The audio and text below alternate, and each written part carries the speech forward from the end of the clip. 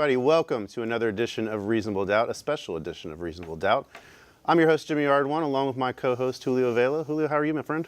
Very excited. Anytime you're amongst the best of the best, you do tend to Study your words? Right, yeah. I do that every week. But that's because other reasons, man. But we've got a great show tonight, ladies and gentlemen. We've got three of the best lawyers, not just in Houston, but in the country, in my opinion, in the house. We got Chris Tritico joining us. Chris, last time you joined us by Skype, so I'm glad we could have you That's in right. the studio this time.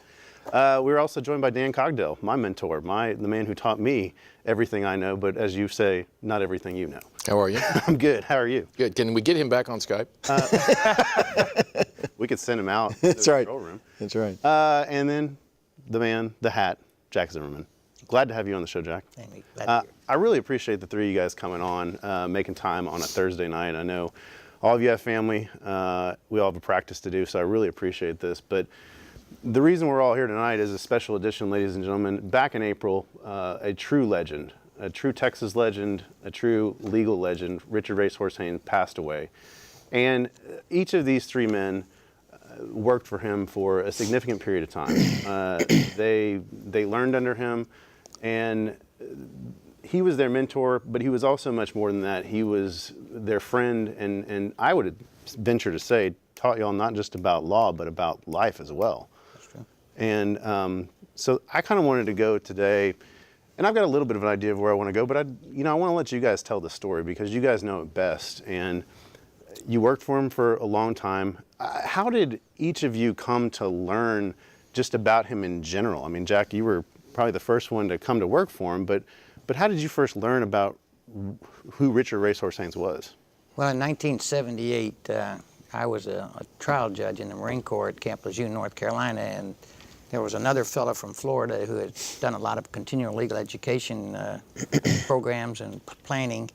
And the two of us got together and said, we need to have a continuing legal education here for all the lawyers, prosecutors, and defense counsel, if possible, and the trial judges. And we ought to have the civilians who are the leading trial lawyers in the country be the faculty. So we started talking about who from each respective lawyer's state was the best lawyer in that state. So I did a little research at that time, and that was right about the time that Racehorse was really coming into his own back then.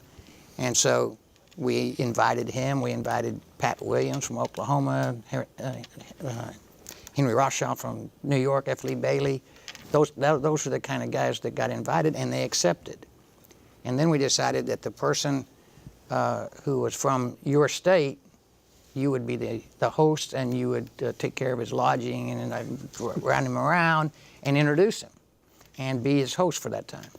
I drew Racehorse. I didn't really call him Racehorse. I called him Richard most of the time. Sure. And so he accepted. He came up there. I got him quarters with the visiting general officer's quarters, which happened to be empty. So here was a guy who was, at some point, I think his highest rank was a first lieutenant in the Army, and he's living in general's quarters. And after the final banquet of that CLA was over with, the last day,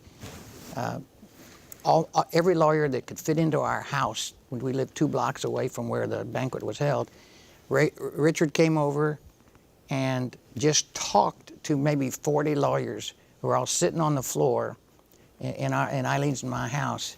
And he was with the chief judge of the Court of Appeals for the Armed Forces. And they were swapping stories the whole night and had everybody just enthralled for, I don't know what time, I forgot what time it was, that everybody finally got up and had to leave before the MPs came over and started to shut us down. I mean, everything I hear is that's just the type of person he was. He was just such an engaging personality and would have not just juries, but everybody. I mean, Chris, right. You've known him for a significant period of your life. Well, my dad and Richard grew up together in the Heights here in Houston, and I had learned of Richard when I was a young person, young boy. Growing up here in Houston and Richard being who he was and the John Hill murder case all over the TV, and I knew that I wanted to practice law when I was about 7 years old, and I never looked back on it, even after I met Cogdell. I still didn't change my mind. Still hadn't learned to practice law. When I was a senior in high school, my dad ran into Haynes at a Reagan High School reunion, and he said, and I want to echo what Jack said, none of us ever called him Racehorse. We all just called him Richard. And the rest of the world called him Racehorse, but to us he was just Richard, and he was kind of laid back like that. When I was a senior, my dad ran into him at a Reagan High School reunion. He said, my son wants to be a lawyer, and he said, send him by, I'll give him a job. And so I started working at Haynes and Fullenwider 2 days after I graduated from high school. In 1979, Jack had just become the office manager when I started there, and so Haynes was in trial out of town, and yeah, frightening. And I walked in to meet this, I don't know what your rank was at the time, but he acted like a general, and scared the you-know-what out of me. But I worked there from '79 until 1993 when I left to start my own practice.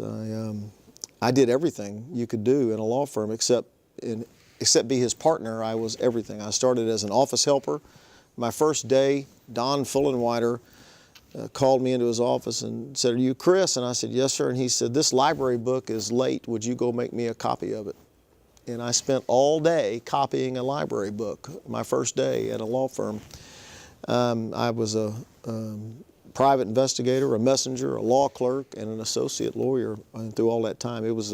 I can't tell you the experience that I got. Didn't he and your dad host a comedy show? Well, in the 50s, when they were at U of H, my dad and Richard and a few other guys wrote a show called the Frontier Fiesta, and U of H put it on. It's a week-long festival, and in the 50s, Look magazine wrote it up as the best college week in America, and they actually still do it today at U of H. And my dad got invited. I don't know if Haynes went, but my dad got invited back several years ago as one of the founders, and it was one of the most exciting things for my dad ever. But they started the Frontier Fiesta. My dad and Richard and a few other guys that all grew up in Heights together.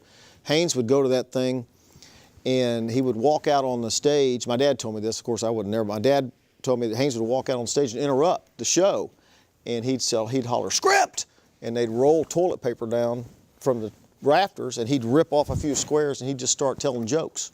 And whoever was in the middle of their act had to stop while Richard did this stand-up comedy. It was an interesting thing that he did, that they did, and to have lasted now for over 50 years is amazing. Dan, you came into it a little bit differently than these guys. You graduated from college, and I mean, I've heard the story. Well, I got kicked out. You can't prove that. But you almost had I don't know what I don't want to make it sound like you're a sycophant or anything. Stalking charge. It was again, never stalking. convicted. Yeah, right. Never I mean, convicted. but it was almost like that. I mean, you almost had a rock star worship quality for him before you went to work for him. The true story, and I don't tell this because, when Haynes was alive, he would have been embarrassed, but the true story is I'd never heard of Richard, and in my third year at South Texas, he stalked me. It was ridiculous. Whatever it takes, I want to hire you. But the first time I ever met Richard or saw Mr. Haynes was at the motocross track in the early 70s, and he was just the old guy at the motocross track. Well, of course, old guy is relative. And he had the new bikes and the new trailers and all that stuff, but he couldn't ride a motorcycle very well. And then I started seeing him on television with the John Hill case and the Blood and Money, and Haynes was an icon. I mean, when Jack went to work for him in the late 70s, I think Texas Monthly did a survey, and Richard had more name recognition than anybody in the state, including President Reagan, except for Tom Landry. I mean, everyone knew who Racehorse Haynes was. Wow. And so I couldn't get a day job after I graduated from college, so I decided to go to law school, and I began law school with the specific purpose of going to work for Mr. Haynes. And I've got to add this because this part's true. I applied as a law clerk, and Jack B. Zimmermann was the office manager and head of the criminal section, and wisely he did not hire me. But I went to work for Richard after clerking at the Court of Criminal Appeals, and the thing that even after 35 years or whatever, Richard was a great lawyer. There's no question about that. One of the best ever. but he's also a great man. Yeah. And we've all known great lawyers. And truth be told, a lot of great lawyers are assholes. They just really are. They're self-absorbed, they're arrogant, they're condescending, they're rude, they're dismissive. And Haynes had swagger, no question about it. He had cachet. You knew you knew he was somebody when he walked in the room if you had no idea who he was. But I never heard him be condescending. Right. I never heard him be rude. I never heard him be arrogant. I never heard him be dismissive. He was, you know, I'm not Jewish, but there's a word called mensch, and he's a lovely man. He's a lovely guy to work for. And as many times as I screwed up, you know, Haynes, the reprimand you would get would be, you could have done it this way, or maybe thinking about doing it that way, as opposed to, Jesus Christ, are you a village idiot? What are you thinking? Right? You learn by example. But he was a lovely man to work for. He really was. And he was always professional in every setting. Except when he hired you. Except when he hired me. In every setting, he was professional. I really rarely saw him in something that I learned that I've tried to employ, except when I'm working with Dan. You know, he never lost his temper. The hardest witness. No, that's true. The hardest witness he had, he would always just stay the same and steady and rock solid. And it was a great learning experience for me in cross-examining witnesses to how you stay on top of them without losing your temper. Because I think everybody agree with me, when you lose your temper and you start raising your voice, the jury doesn't hear what you have to say. When you're calm and cool and collected and you're making your points, they're hearing you, and they're hearing the points, and they're hearing the witness screw up and not you. And we all learn from each other, and God knows Haynes learned from Percy and from others. But one of the things that Richard always taught me, and I'm sure Jack probably heard the same thing, there was a 3-strike rule, and it was, you never hit a prosecutor first. You always let him hit you twice, because if you just come out and swing at a prosecutor for no good reason, no one in the courtroom except your client appreciates that or enjoys that or likes that. You let a prosecutor hit at you twice, and then you hit back. Mm-hmm. And there's a lot of truth to that. And the juries were different during Haynes's zenith, but I think it still holds truth today. I think a lawyer that comes out and swings adversarially or unnecessarily at a prosecutor just because he's a prosecutor and just because you can throw a punch, I think it lands flat. And Richard always took a couple of punches before he punched back. What was it like, especially for you, Jack, because you said you came in really right at the height of the zenith of his career, where he's got these huge cases. What was it like to be around the office at that time? Well, we always worked on a team basis, a trial team basis, and I think that's what all of us wanted to do. We wanted to be that other person that was trying the case with him. Right. For example, my assignment always was the legal matters, the motions, arguing the motions, that kind of stuff. And Racehorse Richard would be the one that, he actually used to tell me, here are the list of witnesses with him. You assign them. And sometimes he wouldn't ask who his witnesses were till the night before, witnesses to cross-examine.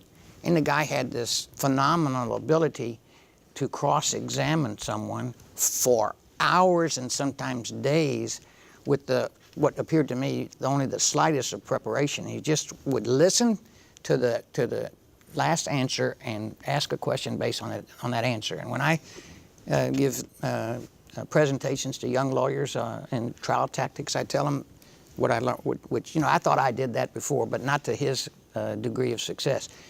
When you're cross-examining, the key thing is to listen to the answer that the witness gives and then ask a question on that. Do not go back to a list of written questions that are down before. You know generally what you want to get. And all I would tell him is, from reading the discovery, is here's what we need to get from this witness. Just turn that over to him, and he could go for a day or two on that. While I've got the floor for a second, these guys were talking about, I agree with everything they said about what made him great. But I think there was another thing that I learned, because we tried a lot of cases out of town. And so I was with him in other than just in the courtroom kind of environment. Went to dinner with him, ate breakfast with him. He was, and really placed his wife, Naomi, on a pedestal. And we used to go do things, shopping for things in the little spare time we had when we were out of town, so he could bring her back a present. And these, I forget what they call them, sconce. that you put on the wall or something like that. And I never forget trying a case in Lake Charles, Louisiana, and we had a few hours and we were walking around downtown looking at the shops that were open. And he went in there and bought this, what I didn't even know the name of, and brought it back. And then years later, when he was having some event at his house, I was there and I saw those Lake Charles sconces still up on the wall. And so he really loved his wife, and I think that set a good example, because oftentimes people that have that degree of success have problems with their marriage. With that. Eileen's in the other room. I'm sure you buy her a present every time you go out of town, right? It's a Snickers bar. Jimmy, you said earlier that part of this show might be edited after it runs, so I want you to edit this part out. But I always thought the best team that Richard ever had, the best person, no kidding, was Jack. Between Well Jack's, said. between Jack's preparatory skill and his tenacity and Richard's oratory skill, they were a lethal team. And Richard always had one guy that he chose, and it was usually a guy. But back in the day, it was Ramsey, and then it was Bass, and Randy Schaefer, and then Jack, and then me, and well, he did let Chris drive the car. But there was usually an association that grew close, because, as Jack said, when you're trying a case out of town, particularly, and Haynes was a rock star back then, and all his cases were out of town, right? So when you tried a case with Richard, you were in Sacramento, you were in Kerrville, you were in Oklahoma City, you were wherever, and you were with him 18, 20 hours a day. So there really was a very close association. But no kidding, no joke. I thought the combination between Jack B and Richard was the best ever. I agree with It you. was just unbelievable. I agree with I've that. never heard Cogdell say something nice about That's why I him want it before. edited out. You won't hear it again. You better buy this tape. You know, that reminds me, though, we were trying a capital murder case down in Bay City, and you know, the state thought they had a lay-down case. I wouldn't tell the story if we hadn't got an acquittal. And so we got an acquittal, and then right after that, we had 11 men and one young lady on the jury. They came down and actually asked for autographs. And I know they were asking for Richard's autograph, but they were kind enough that after they got his, they would bring paper over and let me sign it too. And they turned it over. Yeah. And then when they as they were leaving, this girl said, "I want to say something." She says, "You know," because the jury had been sequestered, and they'd spent the night before, between the beginning of the deliberations and the verdict, in a local hotel. And she said, "You know what I got to tell my mom? That a judge let me spend the night in a hotel with 11 men." You know, and that was her memory of that case. You know, talking about autographs, Mike Ramsey told me one time that he and Haynes was trying some case here in Harris County, and he paid this kid to run up and get on the elevator with him and go up to Ramsey. "Aren't you Mike Ramsey? Can I have your autograph?" And ignore Haynes. Said it was the funniest moment he'd ever had with Richard. Is there a time, because I know I've seen it and I've had it, I have a few mentors that I look up to, that I interact with, and I remember the first time I said, "Oh wow, this is the real deal." I mean, all the stories, all the things that we've heard and seen outside the courtroom, but now I'm seeing it in action, whether it be a cross or a close or an open or a voir dire. Do y'all remember the time, or is there an instance that sticks out of your mind that says, "This is real deal, this guy, this is some real deal kind of thing"? Well, for me, I had grown up with this and watched this as I was growing up, and so getting a job with Haynes and Fullenwider and working for Richard Haynes was a dream job for somebody who spent their entire life wanting to do this for a living. And the first time the day after I passed the bar.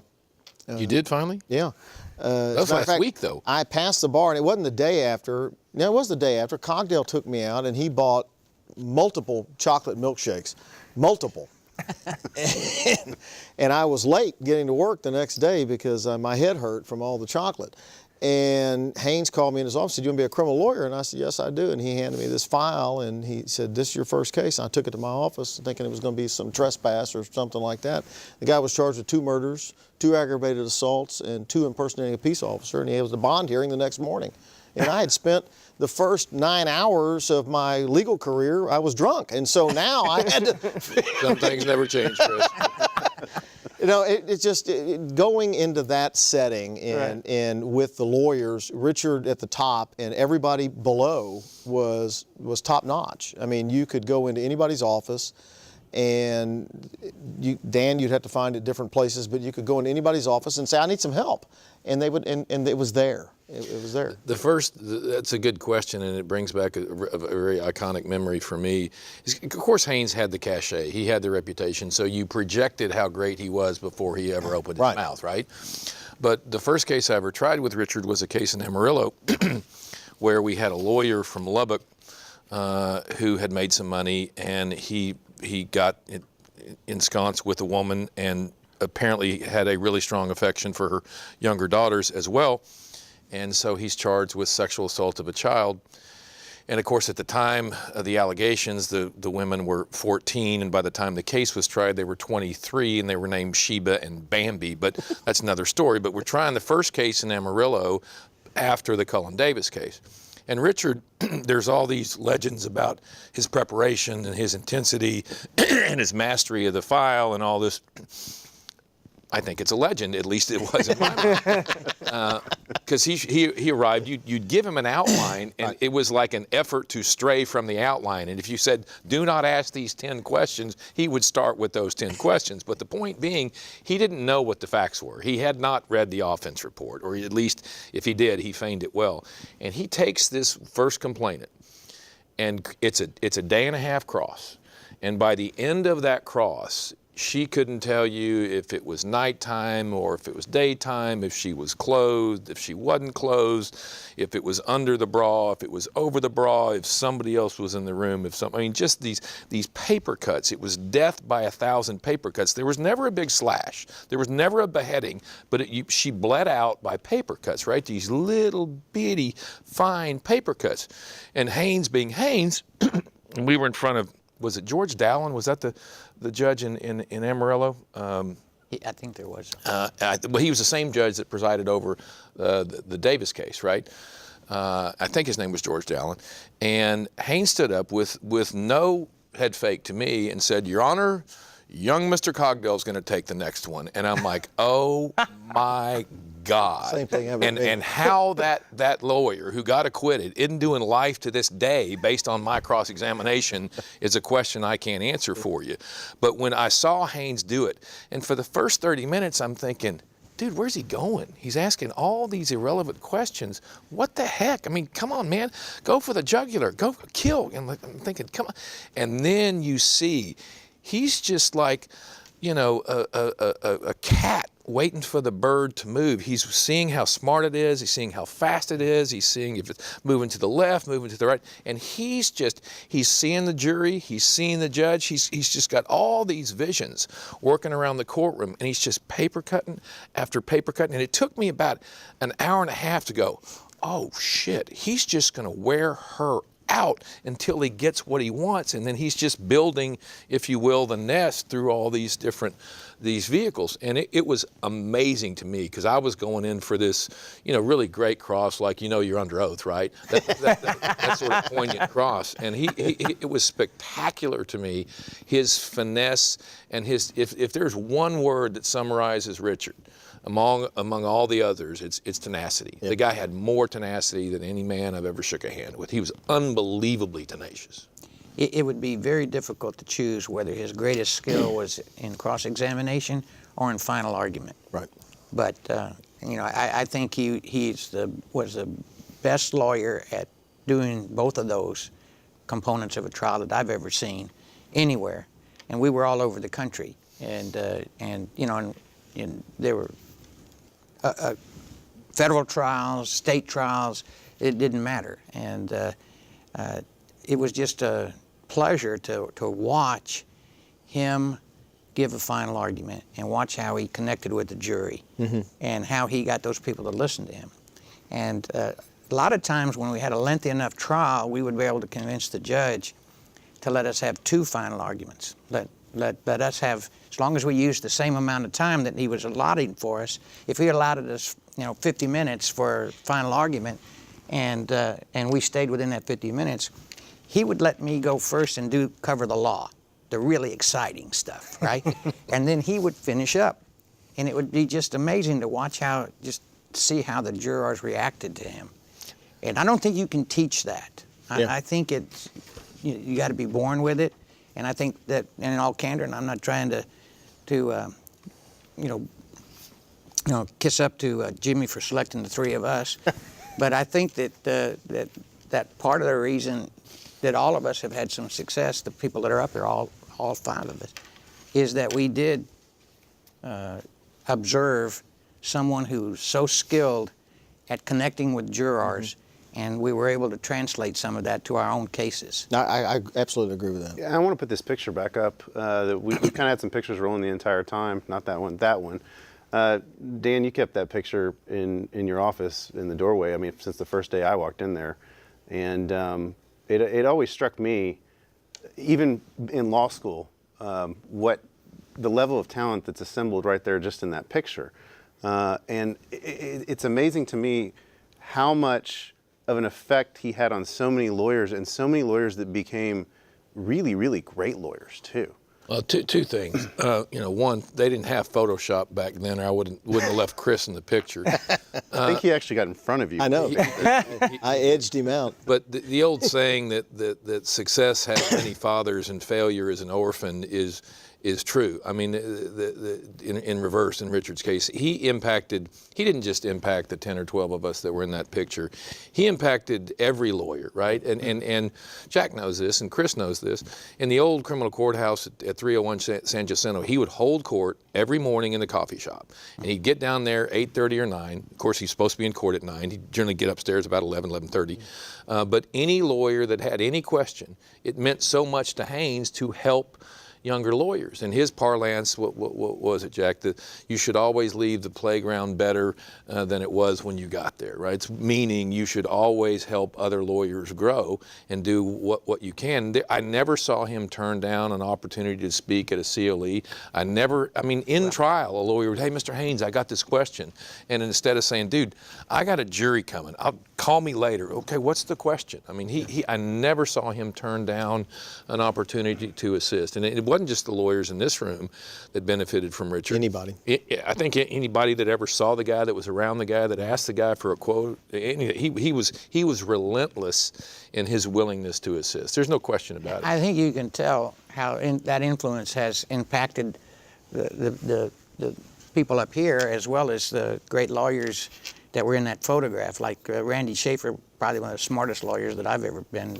No question. Called him every time I took a recess for 2 years after after he left the firm, and got his input on it. But we try to do the same thing. All of us, except speaking engagements, we try to pass on what we've learned from him and from others, and from each other to other lawyers. And there are some lawyers that think they're really great lawyers, but they'll never accept a speaking engagement. They'll never go try to pass that knowledge on. They want to keep it all for themselves. I think some of the most significant moments in my career have been when I've been invited to speak at a convention of other criminal defense lawyers. I think that's a and they applaud when you're done. And they don't leave during the time. And that reminds me, so I got to tell you, just digress for a few minutes. At our law school graduation, it was the longest, most boring damn thing that ever happened. And naturally, with Z, I was the last person to be presented with my law degree. And the whole place erupted in applause. And they were clapping and they were standing up. I thought, my God, I knew that I had some friends, but I didn't realize till afterward that they were so damn glad it was over with that that's what they were applauding for us. Had nothing to do with me. But it's interesting you say that, because one of the first things you taught me, Dan, was don't be me. And all jokes aside, people will, you guys, I know you will try to make jokes about that statement with regard to Dan, but no, what you taught me is, you said, look, the first thing, don't be me in a courtroom. Don't try to be me in a courtroom. You said, I tried to be Haynes. And he set me down and told me this. don't try to be me. Right. Be yourself. And so, I mean, you do continue to pass that down. I mean, that was the first thing you taught me after we were getting drunk, you know, when I passed the bar. Right. Am I the only one up here that hasn't gotten drunk after every significant event in their life? Yes. Yes, Jack. Yes. That's exactly. Like, how did he get you, or how did you come to Houston? I mean, it sounds like you had a pretty good setup where you were. And I had 14 years on active duty. I could have stayed for 6 more and retired with half pay for the rest of my life. Remember that? I was telling you about that story about everybody coming over to the house after that CLE. Well, a couple of the people that worked for me at that time, or had worked for me, wanted to go meet him. They talked to him, and they started saying, and he was saying, "Who's a good trial lawyer around here?" And of course, all of them were, they were trying to get in good with me, I'm sure. And so they kept telling him that I was the best trial lawyer at Camp Lejeune. And right about, I'd say within a couple of weeks after that, Eileen and I were talking about whether I was enjoying what I was doing. And I loved being a judge. And it's hard to be a judge if you're going to do it right. And that was what I wanted to do, be fair and impartial. Which makes it so much easier for most of the judges out there.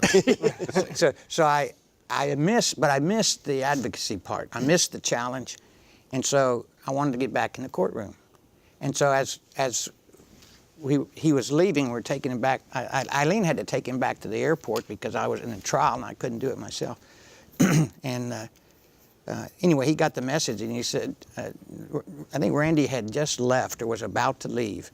And he had said, if you ever decide to become a civilian, let me know. So I called him and asked him if there was going to be an opening, and he said there was. And so two weeks later, I was flying down to Houston and walked into the office over there on Fannin. 2701 Fannin. It was on a Saturday morning, and I think it was a Saturday morning. And I'll never forget my introduction. The way that office was laid out, the offices were on 2 sides of the building, and in the center was the library. And to get Haynes' office. In Haynes' office. And you could get from one hallway by just walking through the library. So they're showing me around, and somebody left, and so I wanted to see what's over there. And I walk in there, and there's Buddy Hanby. Clinard J. Hanby was there in a book, and he looks up at me because he hadn't been introduced to me. He'd been in the library the whole time, and he says, "Oh, you're the guy from the Army." And so that type of environment that we had at that office with people like Schaefer and Ray Bass, and I got to try some cases with Ray Bass, and I was introduced to Ray as somebody who could talk a squirrel out of a tree, and I think he could. And so we come from, it's not just the 3 of us up here. There's as everybody else has already said, there are other people out here in Houston and around the country that made their name, if you will, based on what they observed from Richard Haynes. Oh, I don't think any of us would be, wherever we are, I don't think any of us would be there but for working for Haynes. No question. I think we would probably could be as good lawyers, but nobody would know about it. Right. All right? I don't think I couldn't have been as good as I am. God knows how good that isn't. Well, I think each of you, I mean, you all are the top of the top. But I do think that in whatever profession you had chosen, y'all probably would have risen to the top in whatever it was. But why do you think that Racehorse, and then in turn y'all, decided to be defense lawyers? Of all the different types of lawyers you could be and all the different types of things you could have done, because y'all probably would have rose to the top in whatever you chose to do, why defense lawyers? And why do you think Racehorse is known as defense? That's what, I mean, why? Well, for me, it was never a question of what I was going to do. I mean, it literally, when I was 7 years old, I said, this is what I'm going to do for a living, and I wanted to be a criminal lawyer. And I can't tell you what caused me at 7 to come up with that, but I never changed my mind. And so when my dad was able to get me this position with the greatest criminal defense attorney we have, it sealed all of that for me. When you go to work at a place like Haynes and Fullenwider, which will never be repeated, the atmosphere, it was hard charging, and we worked hard, we played hard. It was a family atmosphere for the most part. Manson family, but still The family. Manson family, that's right. But it was a great experience, and if knowing what I wanted to do actually took a lot of pressure off of me when I was going to college and going through law school, because I was singly focused on what I wanted to do. I think Dan was the same way. You knew what you wanted to do.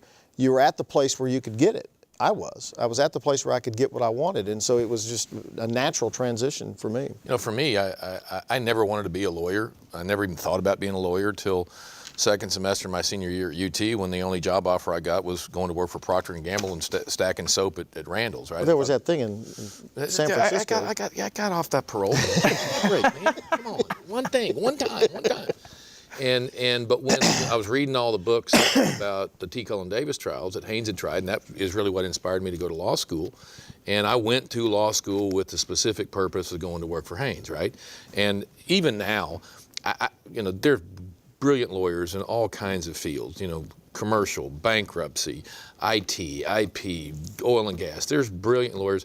But even at a crotchety 60, 61 years old, to me, you're either a trial lawyer or you're just another lawyer. And this is the last bastion of trial law. Right, no question. Yeah. And I went to law school with the idea of not just wanting to be a criminal lawyer, but going to work for Richard. And I never thought about, well, what about PI? I wish I would have, retrospectively. Might have helped. Might have helped. I might have stuff paid for. I don't know. But that was the only thought I had in mind was, I'm going to be a criminal defense lawyer. I don't want to be a prosecutor. I don't want to do oil and gas. I don't want to be bankruptcy. And I would like to say, I wanted to help people, and I wanted to serve mankind, and I wanted to fight for the underdog. Bullshit. It wasn't anywhere near that well thought out. It was just, I want to be that guy, that looks meaning like fun. Haynes. That looks cool. That guy is that's the coolest guy that I've ever seen. I want to be him. And it was an emulation or an adulation or whatever, and it wasn't well thought out. Luckily, it kind of worked out. Mine's a little bit different experience, because I'd been out of the state of Texas for 14 years. Actually 18 years if you count the 4 years in college. I was a major when I graduated from law school and got licensed. So when I reported in at my first duty station, I was senior to most of the people, and I got my choice.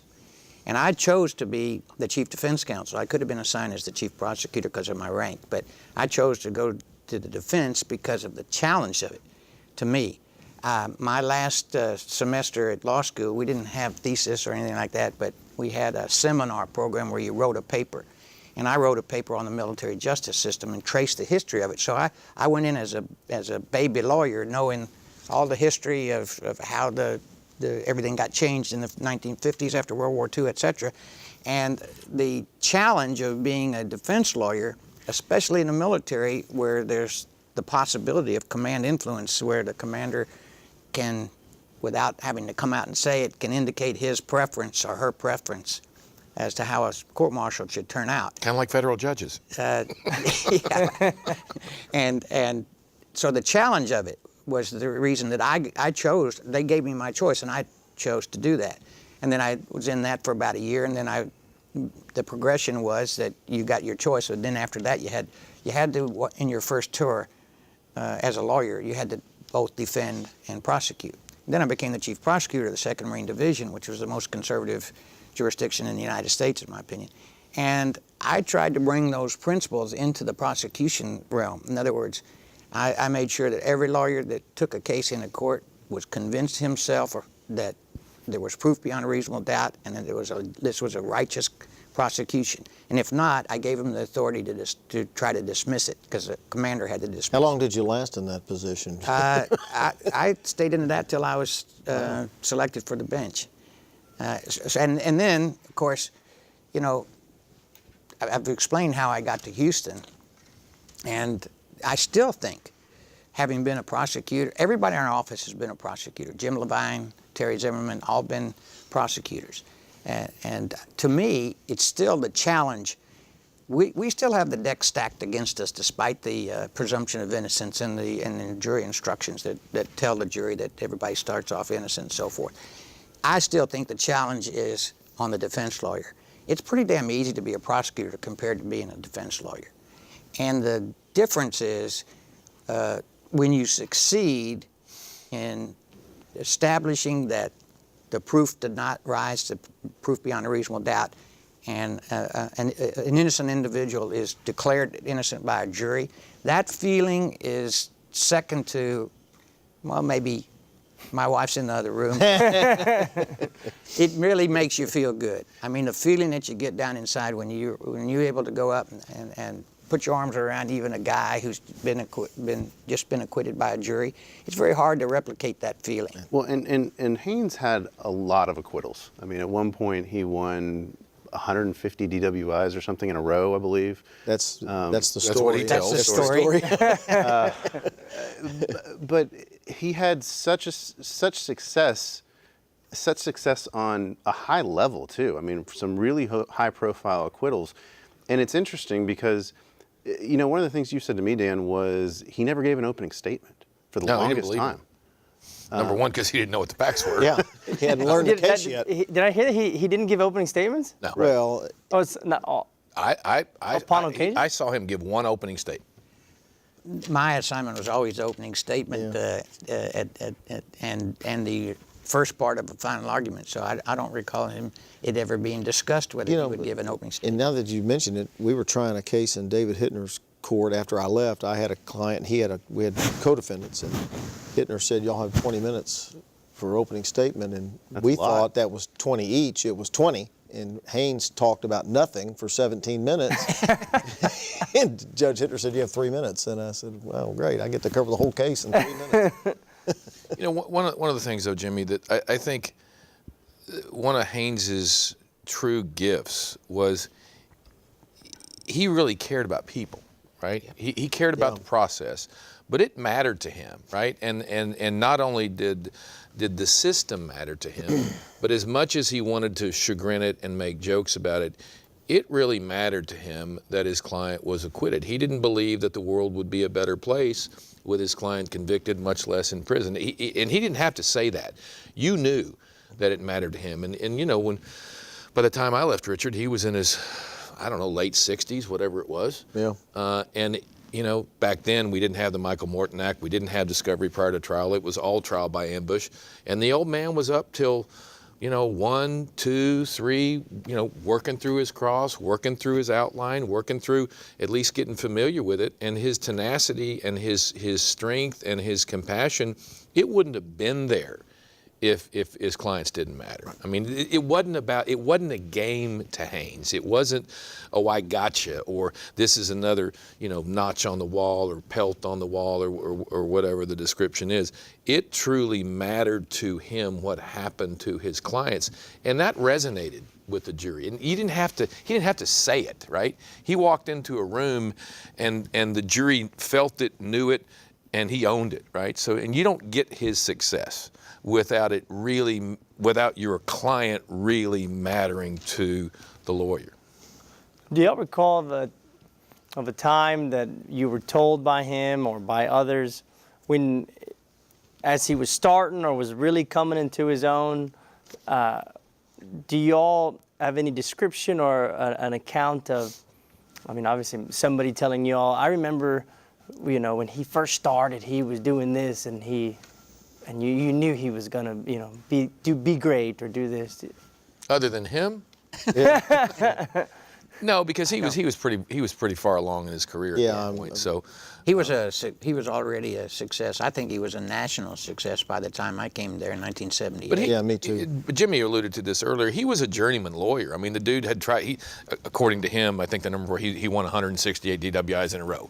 Whatever. Maybe he won 30. Maybe he won 50. Maybe he won 168. But he was trying traffic court cases after traffic court cases after. He would try 5 or 6 DWIs in a week. He tried DWI every day. I mean, he truly believed that you get better through 10,000 hours of preparation or 10,000 hours of doing the same thing. And he tried case after case. I mean, he tried divorce cases. He tried car wreck cases. He tried sore back cases. And, he tried anything and everything that would walk in the door back in the day because he had to, right? He was from a very poor family. He didn't come from any money. He was raised until he was, 8 or 10 years old by his grandmother in San Antonio. It's not like, he became Haynes because he had to, right? There was no gift. There was no assistance. There was no shoulder to stand on.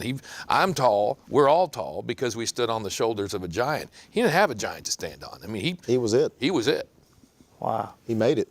Yeah, and I guess that's, all of us kind of came into this with the idea that we're going to specialize in it, and we're going to do nothing but criminal law. And occasionally, you'll get a civil case that you'll try here and there, but I think that's a lost art that most lawyers today just don't understand about getting in a courtroom. The art of the trial is kind of disappearing. Well, the whole practice has changed. What Richard did for days, you can't do that anymore. The jury loses. You can't cross-examine a business record custodian for 3 days. You just can't do it. And so, well, the judges wouldn't won't allow it, and they're going to jump down your throat, and then you lose the jury. And I learned very quickly that what Haynes could do, I was never going to be able to do because I didn't have. I could have told you that. I didn't have the skill to cross-examine witnesses that long. I've cross-examined a witness for a day and a half before, but that's a special witness, not anybody.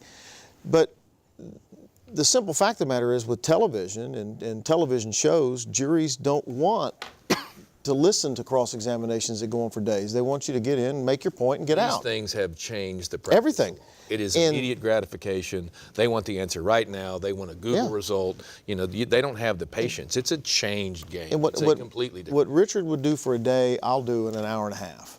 And because you just can't do it that way. Let's keep your personal life out of this.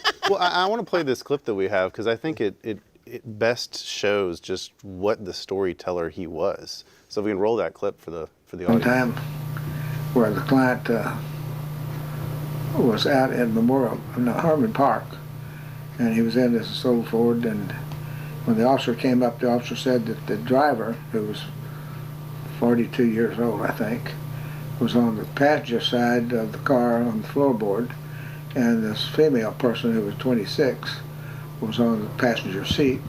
Her left leg was over his right shoulder, and her right leg was under his left arm.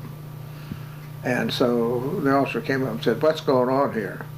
And she said, "If you don't know, I'm not surprised you're still a harness bull." So they prosecuted him. And so selecting the jury was important. So I said to the juror, "I want you to suggest to me your answer, but in a way so that the prosecutor can also see it. But you don't have to answer out loud." How many people here, just blink your eyes once if the answer is yes, or twice if it's no? Anybody here drink? Anybody here ever drank to the point where they thought they were intoxicated? Anybody ever dated a lady while they were drinking? Yes. Anybody ever been intoxicated enough to kiss a lady on the navel? A lot of yeses. Anybody ever been more intoxicated than that? Well, the judge stopped it right there and called us up and said, "What the hell kind of a case is this?" Re-explained it to him, and it was dismissed right then, which it should have been, That just shows what a different time it was. A different time, a different place in the practice of law. You couldn't do stuff like that today. Young lawyers couldn't get away with that. No. But there's one other thing that is a recurring theme. I'm listening to all these great lawyers here talking. I'm trying to put it with my experience with great lawyers. I think Jim Levine and Terry Zimmermann are two of the best trial lawyers and appellate lawyers around, is that he never gave up, and I think that I had brought at least some of that with me from having 300 trials in the Marine Corps as either a defense lawyer, a prosecutor, or a judge, about staying on top of the judge till the judge does the right thing, or at least you've made the record. Mm-hmm. And you've got to have stiff back to do that, because a lot of judges will try to shut you down, especially, as Dan says, the federal judges. Richard and I were trying a case in Dallas in the federal court, which was alleged that an exporter of anti-tank weapons were selling those weapons to the Iraqis, and at the same time they were fighting Iran, was selling tanks to the Iranians, so that when they were fighting each other, they were continually replenishing the need to have either tanks or anti-tank weapons.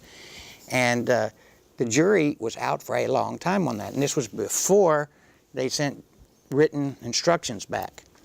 And so the jury kept sending back that they were deadlocked, they were deadlocked, they were deadlocked, and the judge said, I'm going to give the Allen charge, which for everybody here knows is where he tells them to keep deliberating, no other jury can do a better job than you can. And what it's done, in my opinion, what it's designed to do is force them to come back with a guilty verdict. And so after a while, Haynes said, do something, you're the law guy. You can't let him have this, So I said, Judge, we object to that. We object to that. And he says, well, it's in the Fifth Circuit pattern instruction. I said, I know, but it's not fair. It's not right. You can't do that. He says, I'm going to give it. Is there anything I can do to make you shut up? I said, well, Judge, if you'll at least add this phrase to the end of the Allen charge. I want to remind you that the burden of proof stays with the government all the way through the end of the trial. He said, all right, I'll do that if you'll shut up. And he did.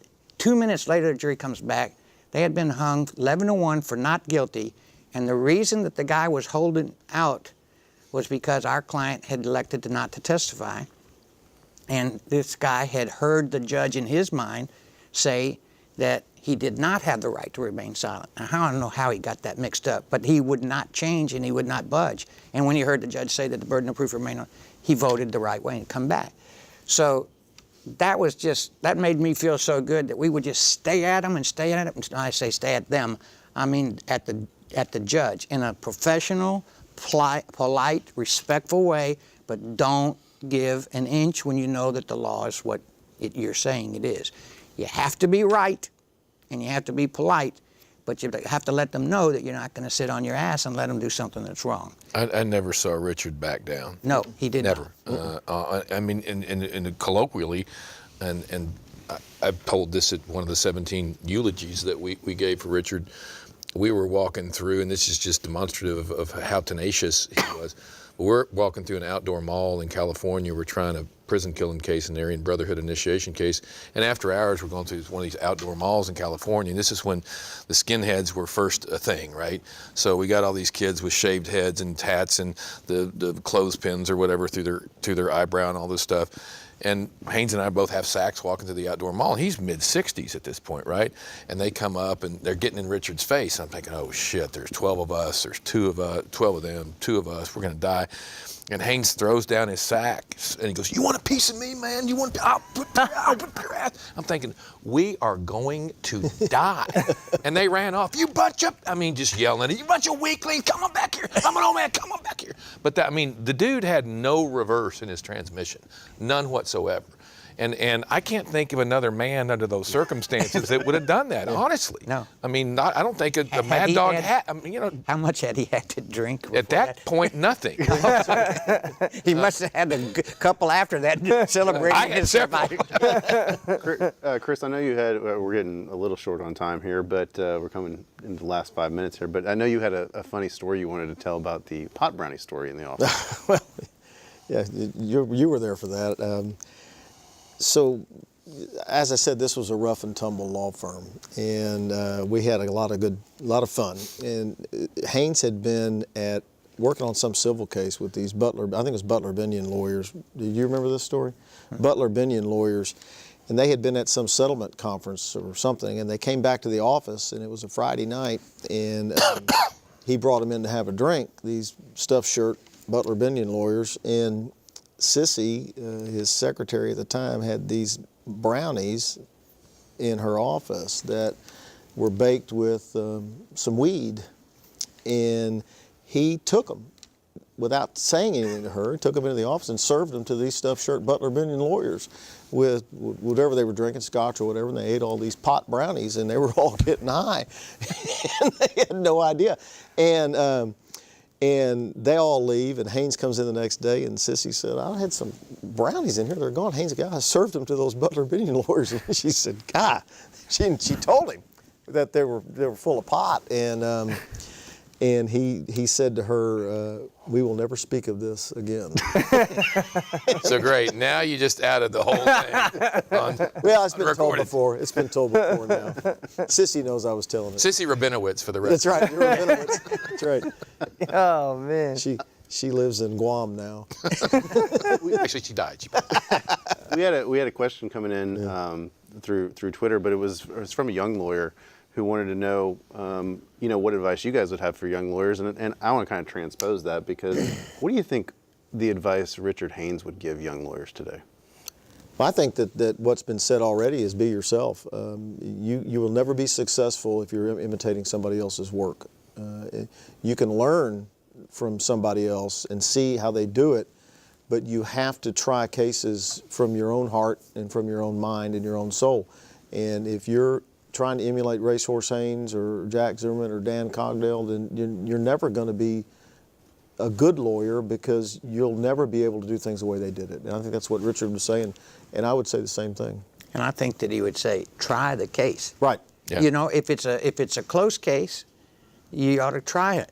Yeah, all the time. And you never know what can happen that would maybe cause a witness to blurt out, a state witness to blurt out something that they shouldn't blurt out, get a mistrial, and then the state decides not to retry it. You know, there's all kinds of good things can happen if you try it instead of pleading every damn thing. I agree with both those. I also think that Haynes would say some variation of trust a jury.